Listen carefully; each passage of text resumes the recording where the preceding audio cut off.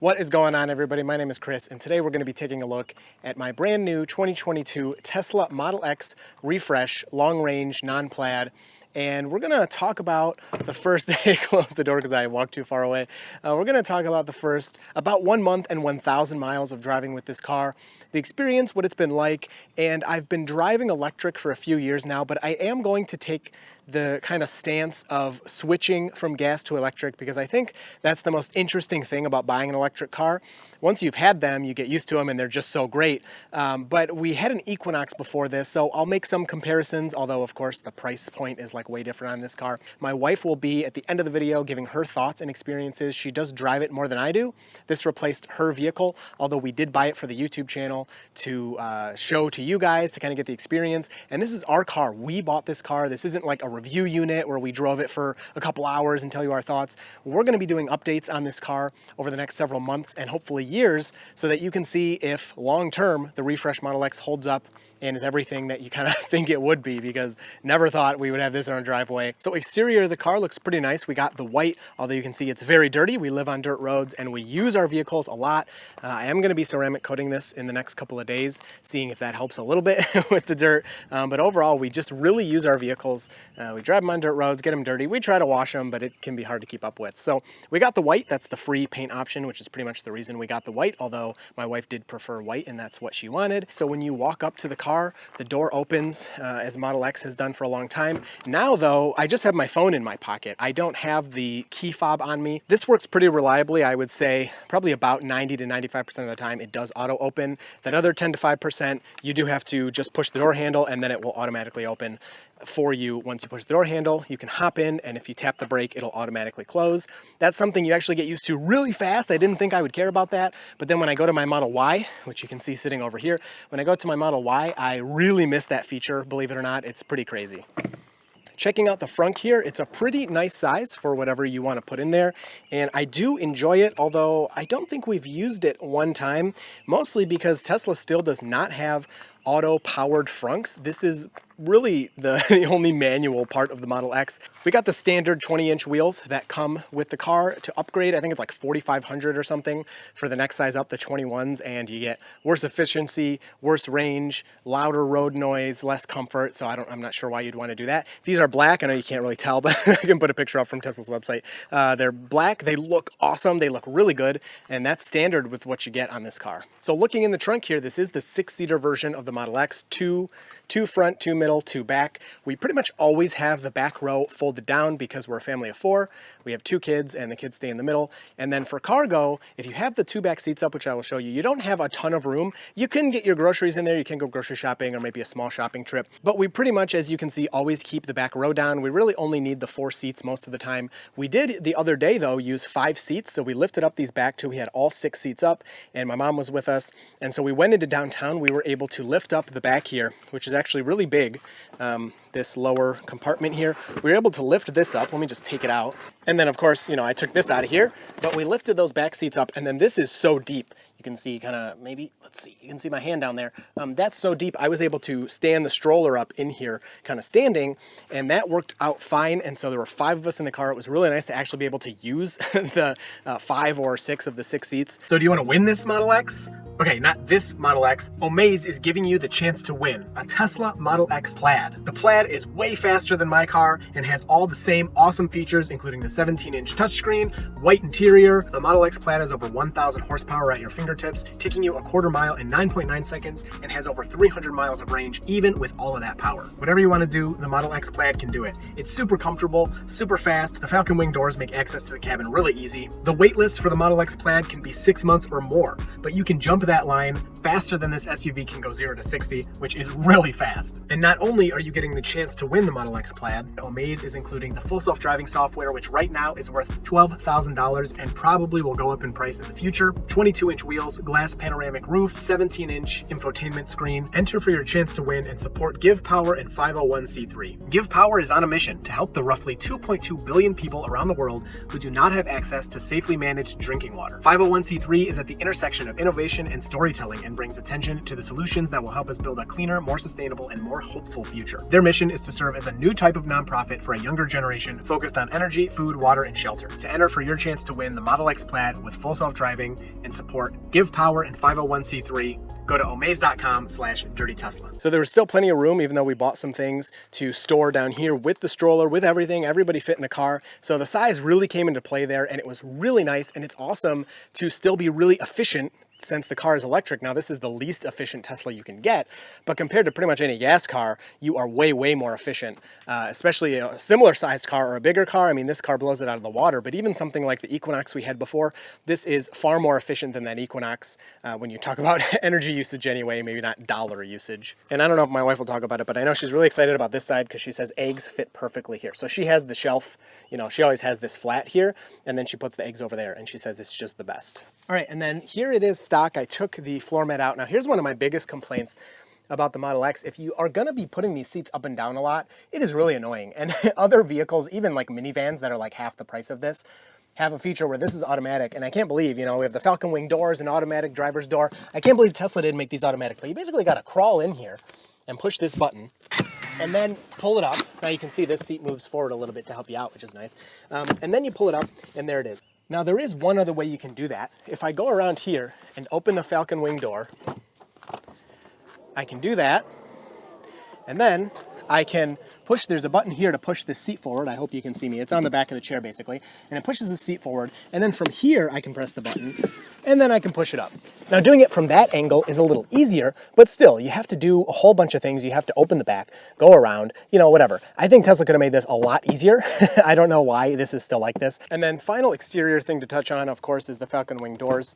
I mean, if you don't like attention, you're not gonna enjoy these at first because pretty much every time I'm with the car and we use it, there's somebody that is around, if there's somebody around, I should say, and they will comment and be like, whoa, look at that door. Like you'll hear them like either quietly or they'll just straight up ask you like, whoa, look at that. Like I even had somebody say like, how do you like your Tesla? I heard them kind of talking amongst themselves about the Falcon wing door, and then they're like, how do you like your Tesla?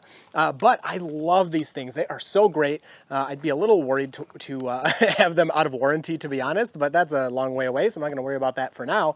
But so far they've worked really well. I know my wife has some complaints about them. She will tell you about. She does like them overall, but they are so nice for getting the kids in and out of the car. It gives you so much space. The opening and closing is not annoying at all, unless I found sometimes if I forget something, I'll like close the door and then I'll go back and then you gotta wait a second. And just because you're probably kind of in a hurry because you forgot something, you're trying to move on with your day, you can be like, okay, come on.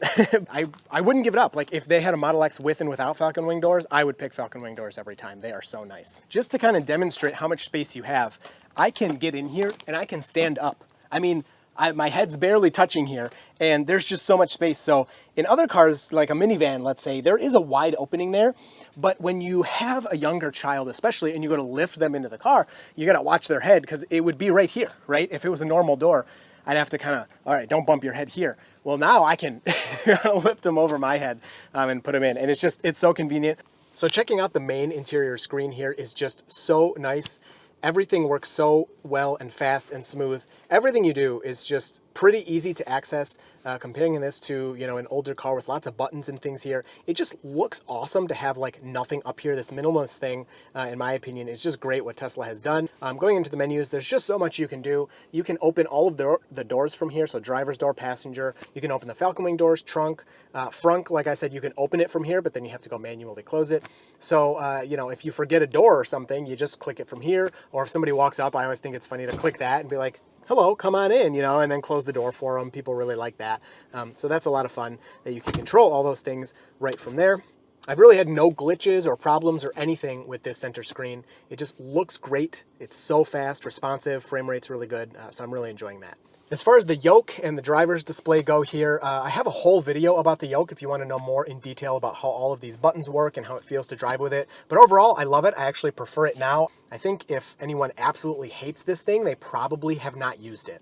So think about that. Of course, some people will not like it. Everybody has different preferences. But for the most part, the people that are just screaming their heads off about the buttons and about the shape haven't used it. The buttons are very easy to use. I love them. I wish I could have them in my car. So in my Model Y, I still have a stock for like the turn signals and stuff. It is better. After having used it for just even a short amount of time, I really prefer having this system here. All right, so let's talk driving experience. The driving in this car is just amazing. It is so quiet. I do have, as a complaint, a tiny little wind noise kind of on the driver's side that I can hear.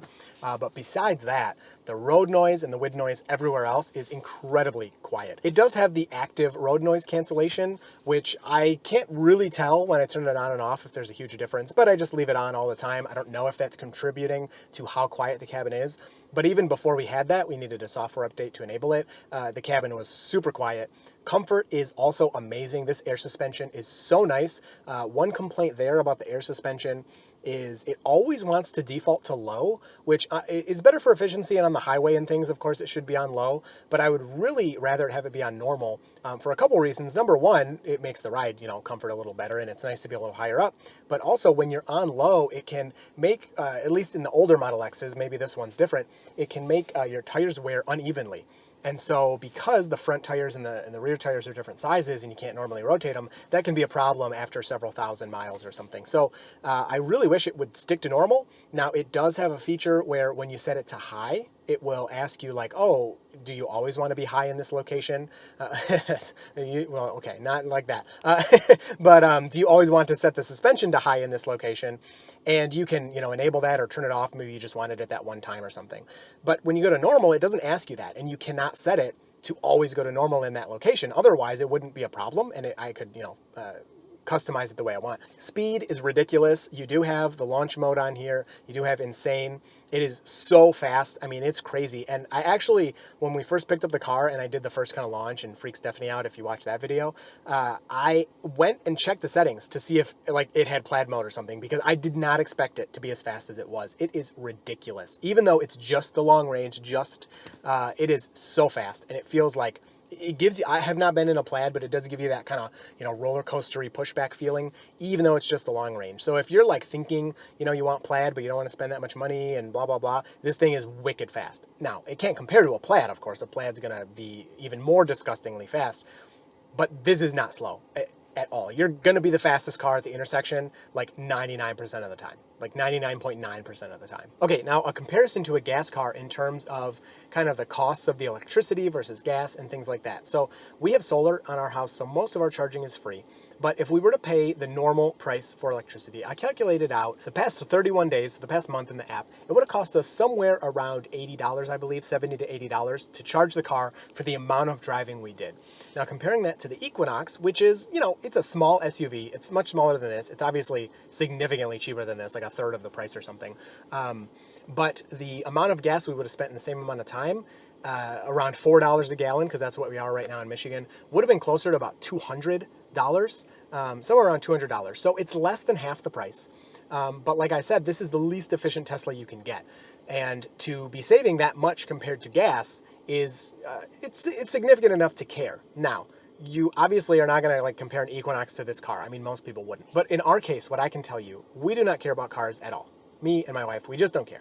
Now, getting a Tesla changed all that, and we love, Teslas, and really all electric cars we think are kind of cool now. But if we were not to buy the Model X, if we were to buy, let's say, like a gas car, we would be getting the cheapest one we could get. So I guess we are an example. It's probably pretty rare, but of somebody that kind of cross-shocked, like if we didn't buy this Model X and we had to, let's say we had to stick with a gas car, it would have been another Equinox or something like really cheap.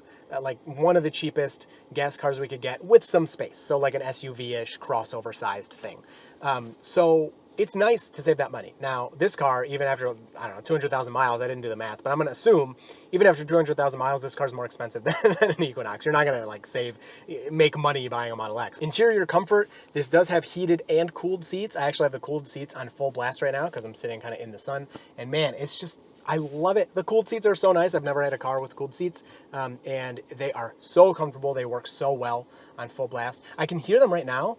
The fan's making a little bit of a noise, but when driving, I didn't notice it because that's something somebody mentioned that does it, they asked if it made noise or whatever. I was like, what? No, I don't. Why would my seat make noise? But I guess you can kind of hear the fan or whatever's in there doing its thing.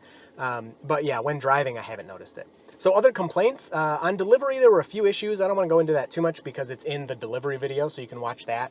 But they've all been taken care of. I dropped the car off and got a loaner.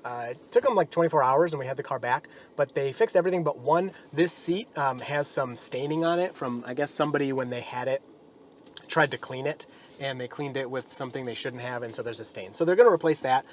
They did get a seat cover in, but they said it was also stained, or I don't know, it sounded like maybe it was the wrong color or something.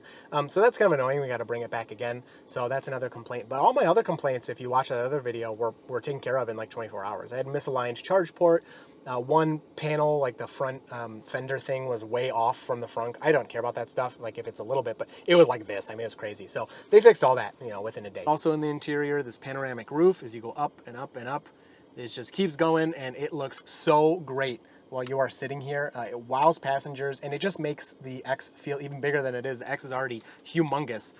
But it feels even bigger having that huge glass roof over you. It looks great. It's really fun. Now, when it's dirty, it can be kind of annoying because now you got a bunch of dirt like up here that normally you wouldn't see, but you can. But that's just part of the life, I guess. Now, one more complaint I will give you about driving. So we're in reverse here. And as I back up, let me put this here so you can see. I actually got to look at what I'm doing too. So as I back up, I'm pretty sure these ultrasonic sensors have a bit of a lag on them. So you can see in the camera, I'm getting close, and watch the numbers, 34, 31, 28, and they seem to not respond as quickly as they do in my Model Y. So you see how I backed up, and it stayed on 18 for a while. It even went up to 19, and then jumped down to 15. In our garage, the X is kind of so long that we have to back up, and I always want it below about 16 inches.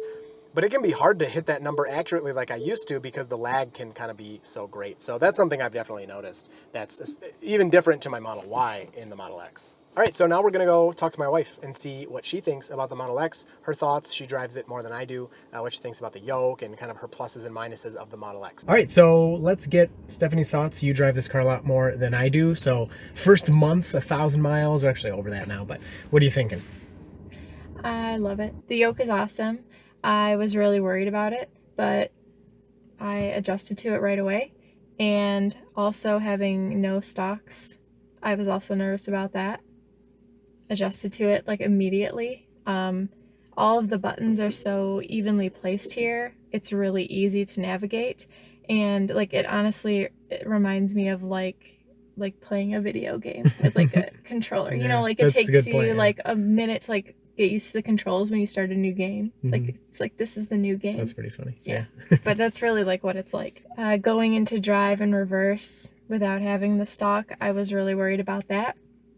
But it's like so easy. And most of the time it's correct in which direction I want to go.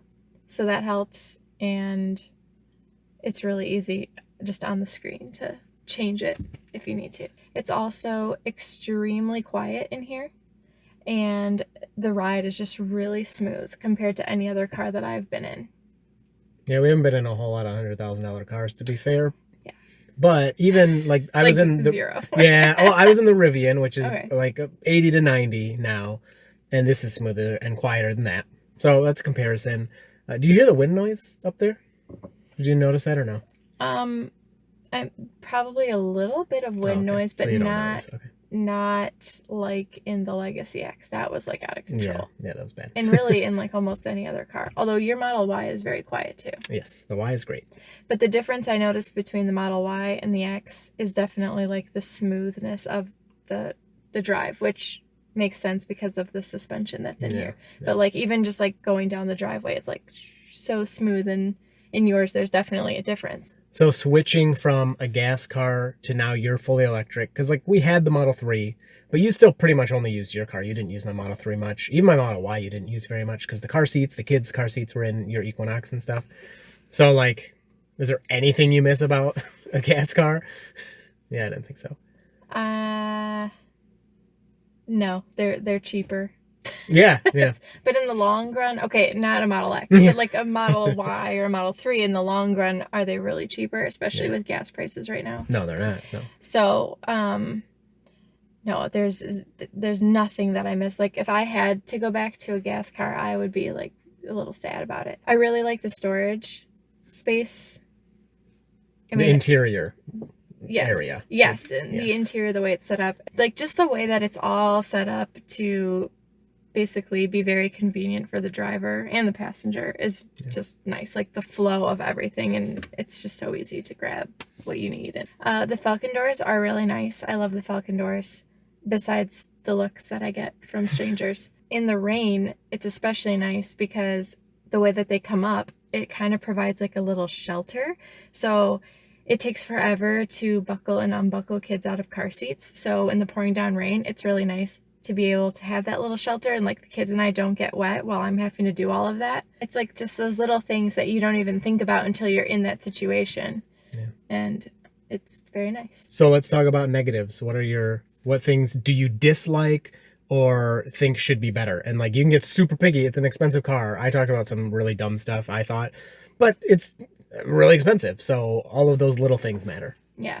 This goes back to the Falcon doors, but they don't open all the way all the time in our garage, and we have it set so that they should open all the way no matter what, because we know there's plenty of clearance. But even with that setting, for some reason they still don't sometimes. So it's just like an annoying pet peeve where to go back and push and hold that. And the driver's side door automatically opening, when I'm by myself, that's amazing. But when I am putting my baby in the car seat right back here and I'm walking up to the car with the baby in my arms, and then I have to stand here to open the Falcon Wing door and wait for that to open, this door opens automatically while I'm standing here, and it has actually like punched me right like in the body. Like it opened pretty forcefully. Yeah, and it's kind of scary. Like it just was like pop. Like it's not just like like the Legacy was a little gentler, I think. Yeah. But so now I like every time I like walk up to the car with the baby, I'm like, and I try to like be ready to just like slam it shut right away. The backup sensors, they tell you how many inches you are away from things. I noticed that the inches, when it's showing on the screen, it lags a little bit. Yeah, I talked about that as well, and I showed it too. Okay. Yeah. Right. So I'm glad you noticed that too, because at first I thought, I was like, oh, I don't know, am I doing this wrong? But like my Model 3 and my Model Y have the same thing, and it was never a problem. And even in the Legacy X, I don't think that happened. The Legacy was perfect with that. Like right. I was able to like be exactly this many inches, perfect. I know I can fit in the garage and still like. So this one like takes time to I showed it, but it like takes time to update. It's very strange. And it randomly will be like 23 inches, 15 inches, stop! Yeah, like, it'll start alarming. Yeah, so I think that will be fixed in a software update, but it hasn't been yet, so as of now, it's a complaint. Well, that's the other thing that I will never miss about a gas car. It's like a lot of the problems can be fixed without me doing anything. Well, and you had that in the Equinox. Again, I hate to keep comparing an Equinox to a Model X because they're not even close to the same price, but it's what we had before, and it's what we wanted to step up to instead of the Equinox. So for us, it's the comparison that we're making. And you had a bug with your radio, remember? Like something your radio would like mess up, and you'd have to like turn your whole car off or something to fix it. Some of the Bluetooth, I don't remember what, but it would like keep playing, or like you'd get a phone call and you couldn't shut it off or something. I don't remember. It was very strange, but like once that's a bug in that car, it's never going away. Yeah. That's just part of the car. Whereas in this, if it happened, then you hopefully, at least you can hope you'll get a software update, and you probably will, pretty quickly, even if it's a widespread bug. So that's huge, because I remember when that happened, I was like wishing you could get software updates, but you couldn't. So what I can say is that there is no other car that I am aware of that is available right now that I would rather have than this car. Like, this is like the most amazing car that I've ever had in my life, and like, I would never, like, nobody could be like, hey, I'll give you this car brand new if you give me your X. Like, no. All right, so it's a good place to end it. And what did you just say? I wish that all cars were electric. Yeah. I mean, we were even walking downtown today. It's just, like, so loud with all the cars, and it smells bad from all the exhausts. And it was like, just imagine if these are all electric. They don't all have to be Teslas. Like, any brand, who cares? It's just better. Yeah. It's just better in pretty much every way. So anyway, I hope you enjoyed this one. If you guys have any questions about things we didn't address, I didn't address, or Stephanie didn't address, or things you're curious about, leave them down in the comments down below. And he'll see you in the next one. No, you'll see him in the next one. Yeah. Is that how it goes? Yeah. Or I would say, like, you'll see us in the next video. Even though you probably won't be in it, but that's what I would say. I can make an appearance if necessary. All right. Bye.